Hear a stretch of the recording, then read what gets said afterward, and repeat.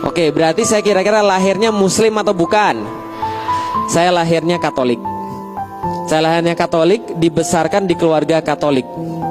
SD saya Saverius II, SMP Saverius Maria, SMA Saverius I, kuliah masuk ke IPB Bogor. Di IPB Bogor saya ketemu dengan seorang ustadz namanya Ustadz Fatih Karim. Dia memperkenalkan saya tentang Islam.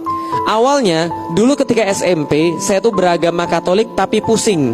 Lah kenapa pusing? Nggak masuk akal Bapak Ibu sekalian. Kenapa nggak masuk akal? Saya pernah tanya sama pastor, Pastor asal kita ini dari mana sih? Dia bilang dari Tuhan pencipta semesta alam. Oh gitu. Kalau gitu pastor, Tuhan kita ada berapa sih? Pastor menjawab, Tuhan kita ada 3 di dalam 1, 1 di dalam 3, Bapa, Putra, dan Roh Kudus. Lalu saya tanya lagi, kenapa Tuhannya harus 3? Kenapa nggak 4? Kenapa nggak 5? Kalau 5 kan bisa buat Power Rangers. Kenapa Tuhan harus 3? Lalu kemudian pastornya bilang, karena memang itu doktrinnya, karena itu keyakinan kita, karena itu adalah kepercayaan kita. Tuhan itu 3 dalam 1, 1 dalam 3. Lalu saya pusing, 3 dalam 1, 1 dalam 3. Ini kayaknya susah. Lah kenapa? Kalau 3, ya 3 aja. Kalau 1, ya 1 aja. Lalu dia bilang, enggak, ini 3 artinya 3 ini 1 tapi ada 3. 3-3-nya tetap 1, 1-1-nya tidak dapat dipisah-pisahkan menjadi 3, tapi tetap 1, dan 1 tetap ada 3. Pusing atau bingung? Jadi Bapak Ibu ngerti kan apa yang saya rasakan ya? Maka ketika saya rasakan ada kebingungan, saya banyak tanya lagi. Misalnya saya tanya lagi, Pastor, kalau memang Yesus itu memang Tuhan, kenapa ketika dia di kayu salib dia berkata Eli Eli lama sabachthani, Tuhan Tuhan mengapa engkau meninggalkan aku? Loh berarti dia Tuhan tapi panggil Tuhan yang lain. Ini kayak jeruk makan jeruk. Lalu pastornya bilang, Lik, kamu jangan banyak mikir. Kalau kamu banyak mikir berarti kamu belum beriman. Karena beriman itu apa? Beriman adalah percaya tanpa banyak tanya, percaya tanpa banyak mikir. Jangan mikir, itulah iman. Oh gitu. Ya sudah, saya bilang saya keluar aja dari agama Katolik. Lah kenapa? Kalau Tuhan gak boleh saya mikir, kenapa Tuhan kasih saya akal? Maksudnya Bapak Ibu sekalian, kalau Tuhan gak boleh kita mikir, kenapa Tuhan kasih kita akal? Maka saya keluar dari agama Katolik secara fungsional, tapi secara struktural saya masih agama Katolik. Maksudnya gimana? KTP-nya masih Katolik tapi gak pernah pergi ke gereja. Nah itu namanya Katolik struktural. Persis zaman sekarang banyak Muslim struktural tapi gak fungsional gitu kan ya. Keluar daripada agama Katolik, kemudian saya nyari yang mana yang benar. Apakah benar Tuhan itu ada? Apakah benar agama itu ada?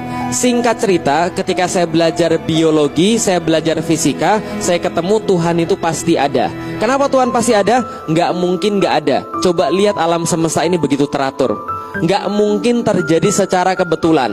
Gampangnya begini, Bapak Ibu sekalian, tahu nggak awal mula dunia ini asalnya dari mana? Kata para ilmuwan. Tahu nggak dari mana? Dari Big Bang, ledakan besar. Kan itu ya, kalau benar dengar Big Bang, ledakan besar. Nah, maka kalau kita bilang ledakan, contoh masjid ini kita ledakkan pakai dinamit misalnya. Setelah ledakan ini masjidnya lebih bagus atau lebih parah? Hancur, lebih parah. Mungkin nggak diledakkan terus jadi lebih bagus. Tapi alam semesta ini enggak. Dia meledak jadinya lebih bagus. Dia meledak jadinya Bapak Ibu sekalian sama saya, gitu kan ya. Artinya apa? Tidak mungkin Tuhan tidak ada. Setelah yakin Tuhan ada, saya masih mikir agama ini ada yang benar enggak? Karena yang saya lihat agama enggak ada yang benar. Setelah diskusi sama Ustadz Fatih Karim, maka Ustadz Fatih Karim bilang, kalau kamu serius diskusi, minggu depan kamu datang ke kos-kosan saya, kamu bawa Alkitab, aku bawa Al-Quran. Kita diskusi tentang agama langsung dari kitab yang sebenarnya. Kamu bawa Alkitab, saya bawa Al-Quran. Saya bilang gini, maaf Ustadz, saya sudah nggak percaya lagi sama Alkitab. Kita bahas saja tentang Al-Quran. Maka minggu depan kita bahas tentang Al-Quran. Ayat pertama yang dibacakan kepada saya adalah surat Al-Baqarah ayat kedua. Ada yang ingat bunyinya? Surat Al-Baqarah ayat kedua. Zalikal kitabu la roiba fi hudal lil muttaqin. Ulangi lagi. Zalikal kitabu la roiba fi. La artinya tidak. Roib ragu, bimbang, salah. Itu artinya roib, ragu, bimbang, salah dan sebagainya. La roib tidak ada keraguan, tidak ada kebimbangan, tidak ada kesalahan. Ketika saya mendengar ayat itu, langsung saya bilang pada Ustadz Fatih Karim, Ustadz, ini kitab salah kalau gitu. Loh, kok kenapa salah? Saya bilang, mana mungkin manusia buat sesuatu yang gak ada salahnya. Mana mungkin manusia buat sesuatu yang sempurna. Karena pikiran saya, yang buat Al-Quran adalah manusia. Wajar gak saya mikir begitu? Wajar. Lah kenapa? Ternyata dari dulu kan saya belajar, kitab Weda itu yang buat manusia, Tripitaka itu yang buat manusia, Alkitab itu yang buat manusia. Pikir saya Al-Quran juga yang buat manusia. Maka saya bilang, nggak mungkin, masa manusia buat sesuatu yang sempurna? Nggak ada. Lalu ustadznya bilang, enggak, bukan gitu ceritanya. Al-Quran ini memang yang buat bukan manusia, tapi yang buat langsung Tuhan pencipta semesta alam. Waktu itu saya belum tahu Allah, jadi Tuhan pencipta semesta alam. Maka kemudian saya bilang, lebih nggak mungkin lagi. Lah kenapa? Masa Tuhan nulis selalu kasih pada manusia? Aneh banget. Lalu ternyata ustadznya bilang, enggak, bukan begitu, tapi ini diwahyukan kepada Nabi Muhammad, maka ini dari Tuhan.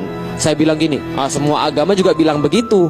Semua agama juga bilang kalau dia benar sendiri. Tapi apa buktinya? Nah, lalu ustadz saya mengatakan, buktinya ada. Buktinya ada di dalam surat yang sama, tapi dengan ayat yang berbeda. Tunjukin pada saya bilang. Kalau ada buktinya saya percaya, kalau nggak ada buktinya saya nggak percaya. Maka dibacakan kepada saya surat Al-Baqarah ayat 23. Ada ingat bunyinya? Surat Al-Baqarah ayat 23. Apa bunyinya? Wa in kuntum fi raib. Nah, diulangi lagi tuh. Wa in kuntum fi raib, wa in kuntum fi raibim mimman nazzalna ala abdina fa'tu bi suratim mimithlihi. Dan bila kalian tetap dalam keraguan, tetap merasa kitab ini raib, tetap merasa kitab ini salah, tetap merasa kitab ini membimbangkan, meragukan, maka datangkanlah satu surat yang semacamnya.